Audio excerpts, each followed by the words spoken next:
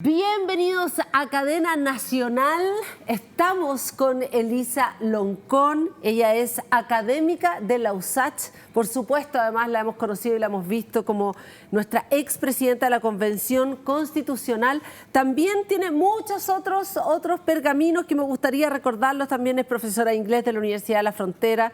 Estuvo con postítulos también en la Universidad de los Países Bajos, también en Canadá. Además tiene un PhD en Humanidades en la Universidad de Leiden de Holanda. Es doctorada además en literatura en la Pontificia Universidad Católica de Chile. Bienvenida, ¿cómo estás?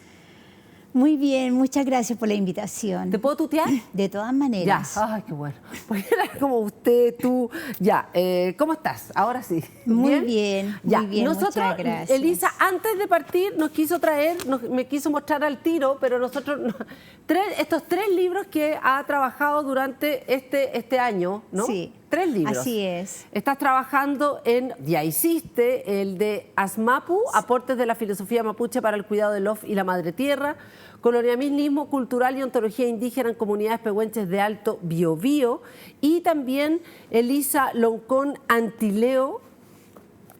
Sí. ¿Cómo se llama? Chayenco. Chayenco. Sí. Ecos de la Cascada, que es una autobiografía, que es el libro de la cual de alguna manera nos hemos también basado nosotros para esta conversación. Muchas gracias. Elisa, quería partir por una pregunta. Para ti, ¿cuáles son los 4, 3 o un concepto en Mapudungun que no sea muy traducible a lo mejor y que son los que más potentes, que los que te parecen más importantes, que quizás tienen mayor cosmovisión y se entiende la cosmovisión del pueblo mapuche en esos conceptos? Bueno, el concepto de Asmapu es uno generador de pensamiento, comportamiento, norma. Y es un concepto muy bonito porque As significa lo bello y Mapu es tierra, pero As también es tu rostro, es tu figura. Entonces, la identidad. Pero genera todo un pensamiento filosófico. Otra de las cosas que me pareció muy interesante del libro, y me gustaría que tú lo explicaras también, dice como que en la cultura mapuche la mujer es la que creó al mundo. Así, eso es bello. Es muy bello porque... Y la mujer crea al hombre. Además. Ya, explícanos cómo es esa cosmovisión. Lo que pasa es que en la cultura mapuche existe una visión del mundo y que es entendible en clave femenina. ¿Ya? Y eso implica ver lo femenino, la presencia de lo femenino en la creación, en el mundo, en la realidad. Y hay un relato que habla de que el mundo para los mapuches tiene 4 partes. Y la vida comenzó desde el mundo del cielo, que es la vida espiritual.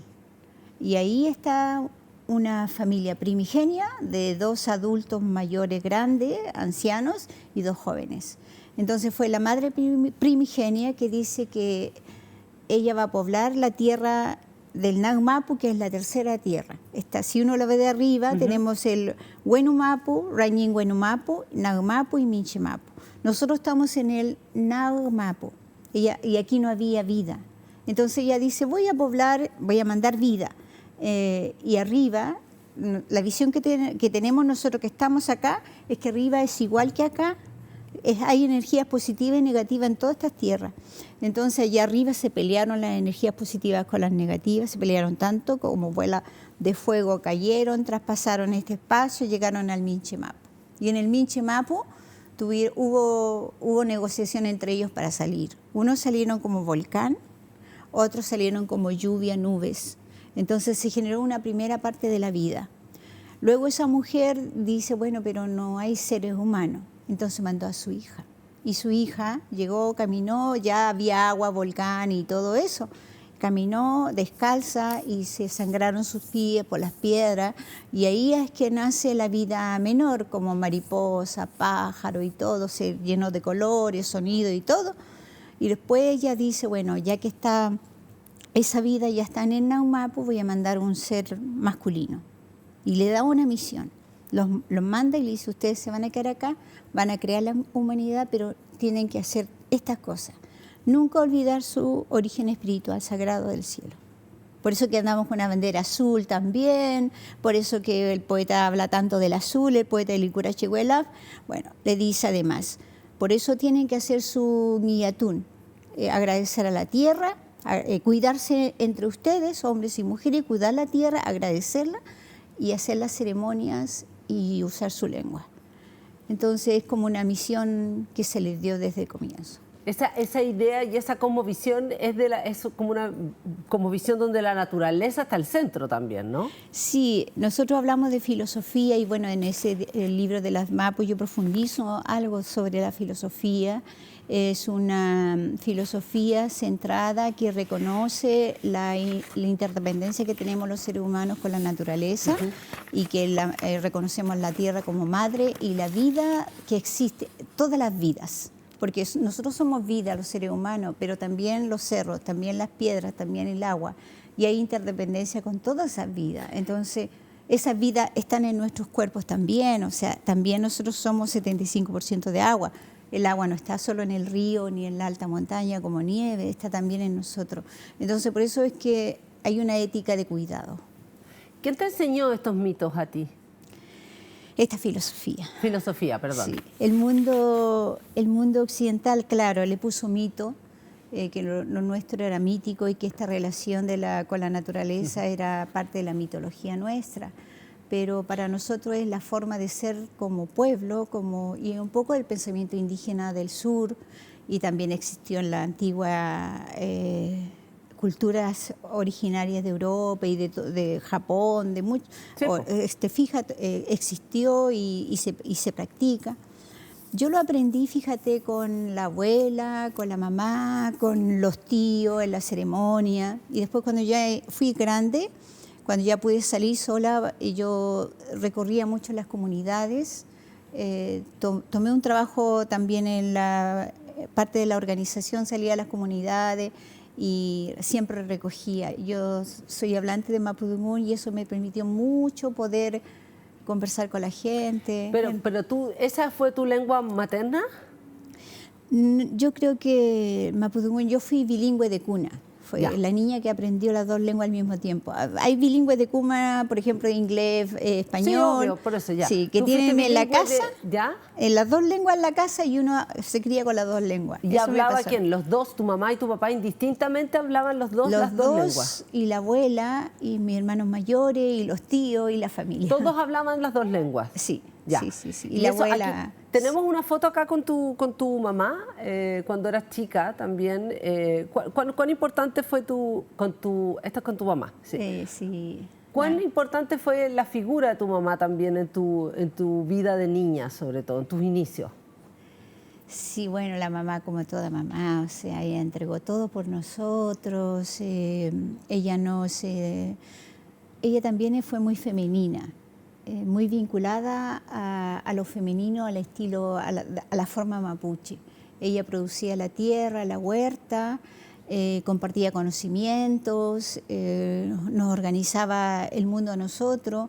Mi padre también estaba, pero mi papá por asunto de trabajo se fue a trabajar en un taller de muebles, entonces tenía un poquito de distancia con nosotros, en ese sentido no estaba todos los días, pero la madre es la que te enseñaba todo lo que necesitábamos para estar en el día a día. Ella fue una gran hortalicera, yo aprendí a plantar, a vender la verdura, todos nosotros fuimos a vender verduras con ella, a cocinar como ella, a tejer como... O sea, fue la mamá escuela, en realidad, bella. Pero tú igual fuiste a colegio de bien chica, digamos, o sea, no es que te quedaste en la casa, digamos, tus papás te mandaron a la escuela de manera bastante precoz. Sí, claro. Tú vivías en Traiguén, ¿no? Yo vivía en Nahuelvan, Lefueluán, en Mapudungún, y la primera escuela estaba en Lefueluán, que estaba a 15 minutos de la casa. Hice de primero a cuarto en ese colegio, y después ya el quinto lo hice en Traiguén, que está a 8 kilómetros de la comunidad.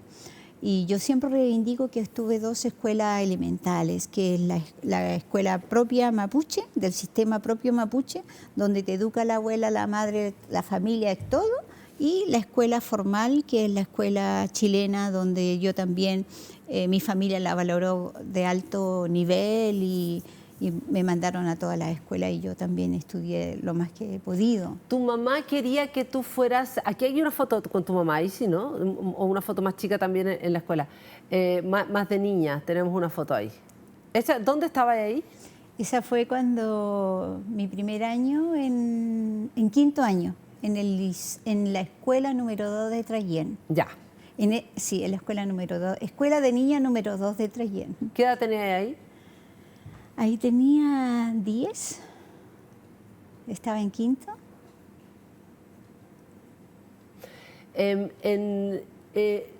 ¿Tu mamá quería que tú fueras algo, te impulsaba a alguna cosa puntualmente o no? ¿O esas cosas fueron naciendo de ti más bien?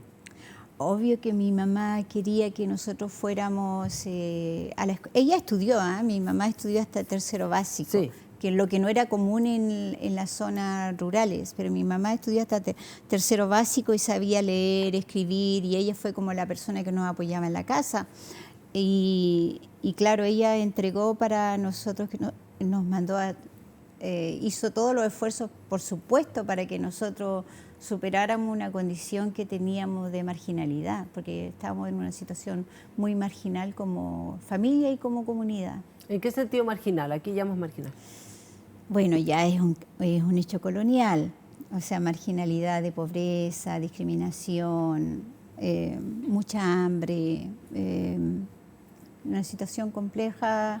Pero que es producto de todo el despojo que hemos vivido como pueblo. ¿Tú tienes la sensación de haber sentido hambre de niña? Sí. Ya. Sí. Es fuerte vivir el hambre, sentir el hambre y tener conciencia de quién era, porque de pequeña nosotros sabíamos quiénes éramos. Fíjate que una de las cosas que hemos vivido como pueblo mapuche es que tú nunca ves un mapuche pidiendo pan en las calles. Y nosotros en un momento cuando niñas, con mi hermana, dijimos un día vamos a salir a pedir pan, porque no había. Y los niños con hambre, o sea, y no era porque los padres estuvieran tomados, era simplemente porque nosotros, la mayoría del pueblo mapuche es un pueblo que se crió no éramos asalariados y teníamos cuando la tierra producía, cuando se vendían las cosas. Y a veces, bueno, no siempre se producía, a veces la sequía, todo eso. Claro, dependían de los ciclos de la tierra. Claro. Perdón, aquí está con tu familia. Claro, pero había un orgullo de ser. Ahora, en ese momento entonces tú decías, cuéntame ese momento, dices, ya vamos a pedir pan, dice. Claro, pero ahí primó la conciencia de quién éramos, nosotros éramos mapuche. ¿Y? Y dentro de esa conciencia de ser, éramos niños, no lo íbamos a hacer porque nunca vimos a nadie que lo estuviera haciendo. O sea, esa situación no estaba como aprendizaje en nosotros. Aunque tuvieran hambre. Aunque tuvieran hambre, la vida se ganaba. Ahora, cuando no había que comer, ese momento era, no se hablaba, tu mamá te hablaba, se acostaban. No, mi mamá siempre generó para alimentarnos. Siempre generó, bueno, nosotros teníamos una economía de subsistencia. Teníamos vaca, podíamos tomar leche cuando podíamos, se sembraba y en la última instancia también se podía recolectar. En los tiempos de los champiñones se recolectaban los champiñones, se recolectaban los frutos del bosque, te fijas que eso también te daba. Sacábamos también de las vegas, sacábamos camarones. La pobreza, el sentimiento de no tener nada, lo vivimos en la ciudad. Porque en la ciudad... ¿Cuándo te fuiste a la ciudad? Teníamos 10 años cuando íbamos a estudiar a la ciudad. Yo viajaba en la mañana, regresaba en la tarde. Pero cuando ya estuvimos en la enseñanza media, teníamos horario completo y teníamos que quedarnos ahí. Entonces el papá tenía un taller y trabajaba para para sustentar la familia, pero eso dependía mucho de que vendiera los muebles. Por supuesto, tenía un y taller ahí de muebles. sí, y ahí Ya. vivimos esa... Ahí sí tuviste en el fondo... el extremo caso de incluso de pensar en que podíamos salir a pedir, pero fue pensarlo, porque bueno, después de eso, o sea, nunca lo hicimos, y tú no vas a ver un mapuche que esté en esa condición, porque está antes de todo, está de que tú te puedes generar la vida. Ahora, durante tu escolaridad, durante tus años de la escuela, del colegio, hay varios pasajes del libro que hablan en que te decían la India o, digamos, de alguna manera también te pegaban por ser india. Estoy utilizando exactamente lo que dice el libro, no Sí, es un sí, término sí. que uno usaría. Sí. ¿Qué es lo que te pasaba con ese término indio? ¿Qué significaba para ti? No entendía y me imagino que lo que era tampoco, ¿no? Mira, en algún momento cuando chico, no sé. Yo cuando estaba en la comunidad no tenía el concepto instalado de indio, porque nosotros siempre nos dijeron que éramos mapuche. Y además mis padres lo conocían y habían sido ofendidos de esa manera. Por lo tanto, ellos nos instalaron en nosotros que nosotros no lo éramos. Okay. Porque existía otro lugar donde estaban los indios, pero nosotros éramos los mapuches. Y que además éramos más chilenos que todos los chilenos porque estábamos en este territorio.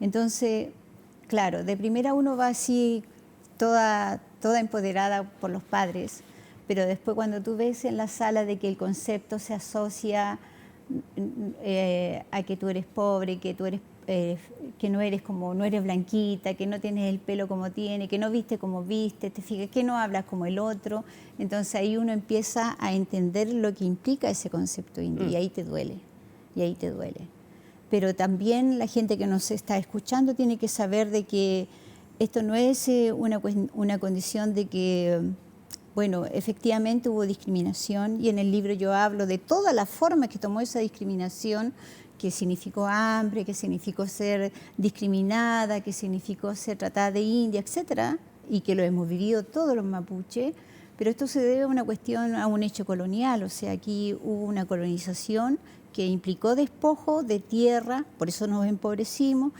despojo de idioma, por eso nos admiten que nosotros hablemos nuestra lengua, despojo de formas de vida, entonces es un dolor que vino con la colonización y que quedó instalada y que después se reproduce en la sociedad y que a los niños mapuches nos toca enfrentarlos hasta la hora.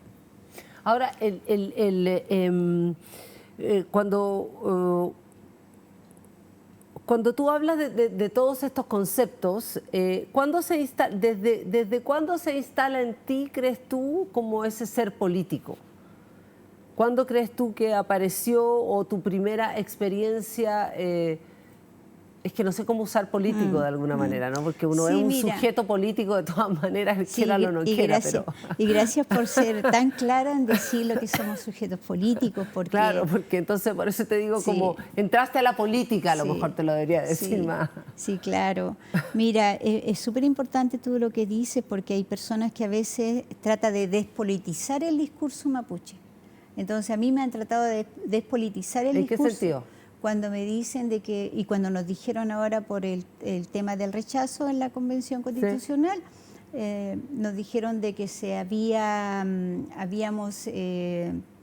nos habíamos inclinado por defender identidades, que era una lucha identitaria. Ah, sí, verdad. Entonces, despolitizaron el discurso de derecho y dijeron que era identitario.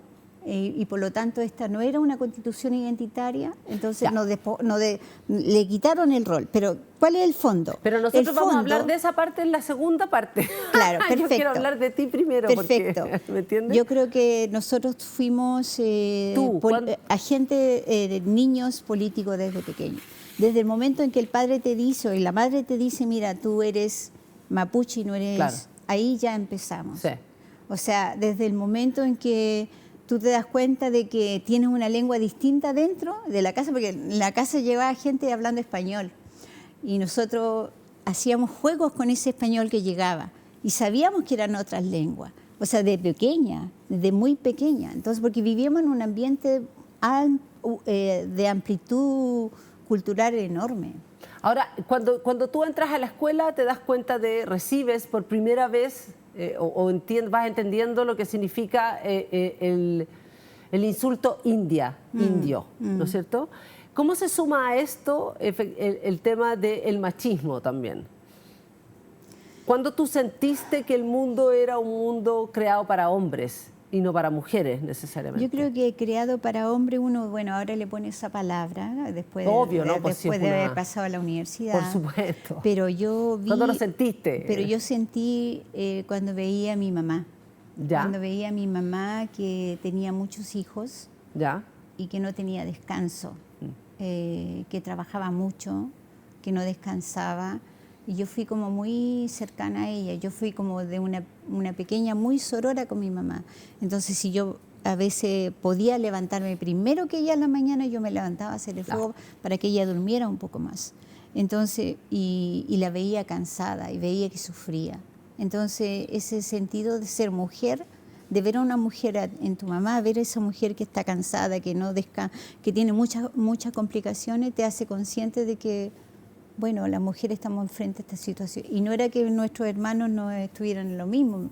Mis hermanos mayores trabajaban y todo, pero la vida veía que le había tocado más dura a mi mamá que a mi papá. Y en ese momento, sí, inconscientemente, ¿te recuerdas más o menos qué gestos, qué actos fueron tuyos hacia no cumplir o no seguir esa ruta, ese camino? Claro, cuando de yo sobrecarga, de dolor, Cuando yo estaba en la escuela básica de Nahuelvan, mis compañeras después se hicieron adolescentes y se embarazaron. Ya. Y yo seguí estudiando. Yo no quería para nada un embarazo y siempre lo vi de esa manera. No quería entrar al mundo de las relaciones con los hombres porque yo lo sentía como una agresión a esa edad para mí, y eso yo no quería, y yo tomé la opción. Yo dije, yo voy a estudiar primero, voy a lograr mi carrera y después hago la vida ya de relación hombre-mujer.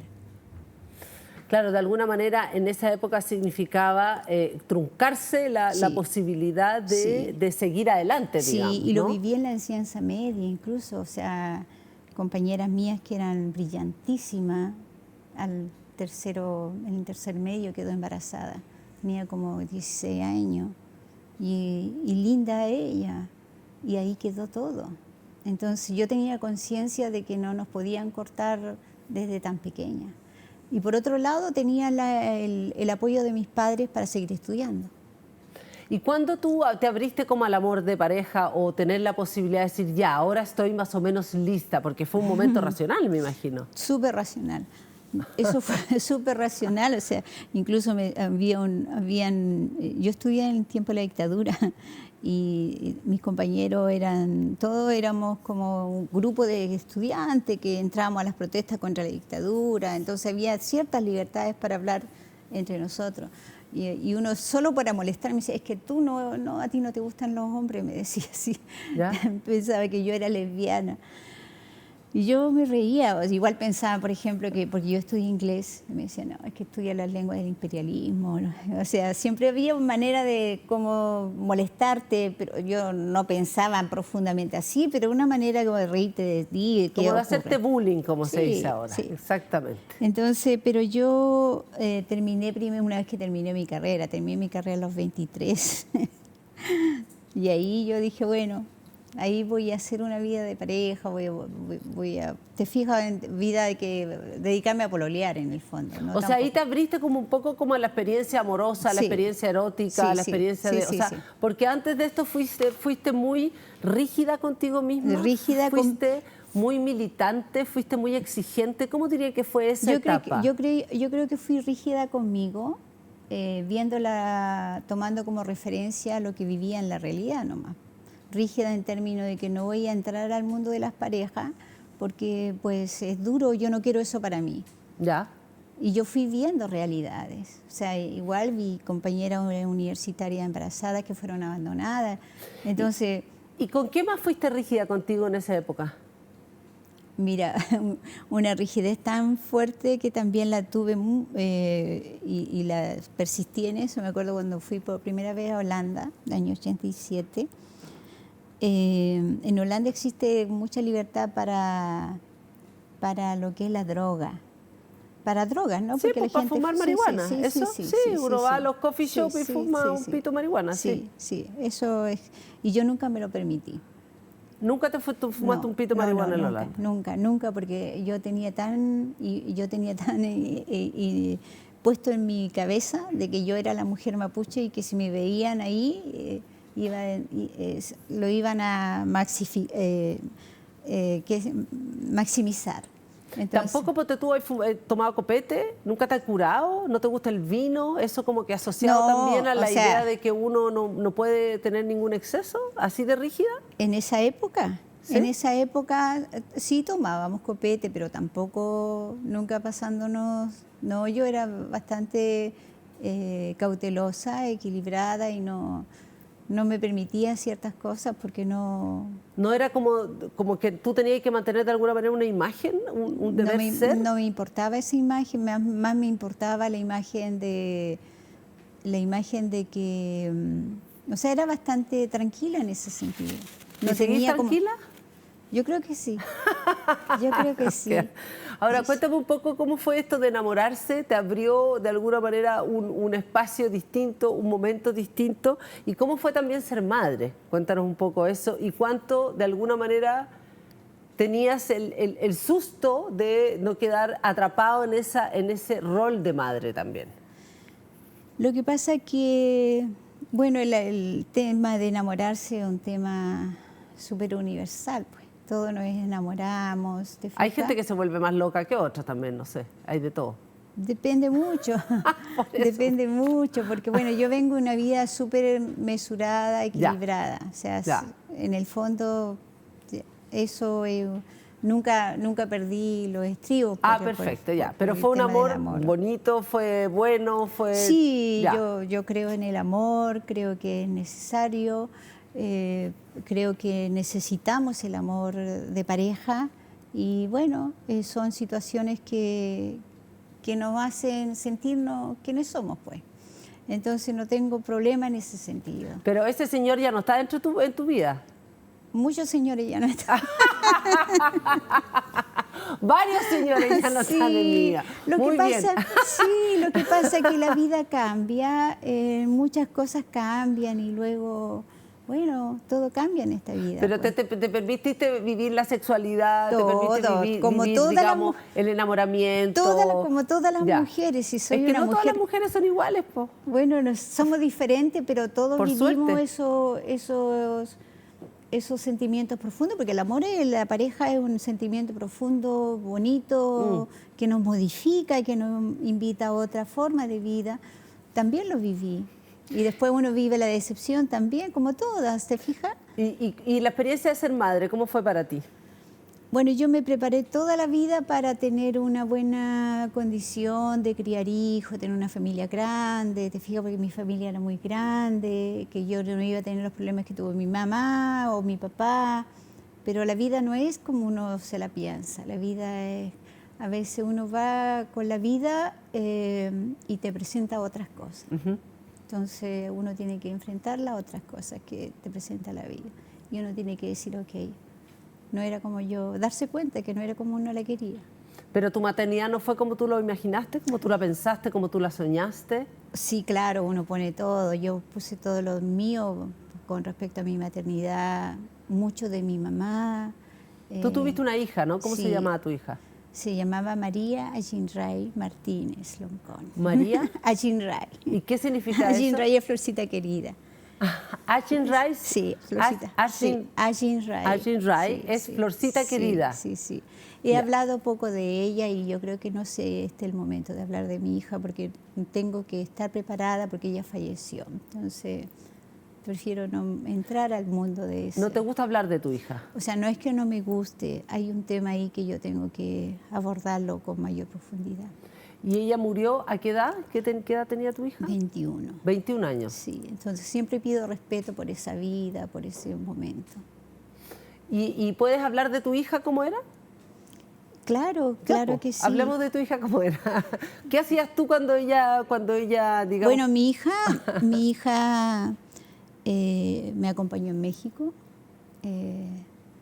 practicaba taekwondo, tocaba guitarra, pintaba, fue a Estados Unidos bien joven, viajó también, quería viajar por el mundo, le gustaba cantar, le gustaba cocinar. ¿Era artista?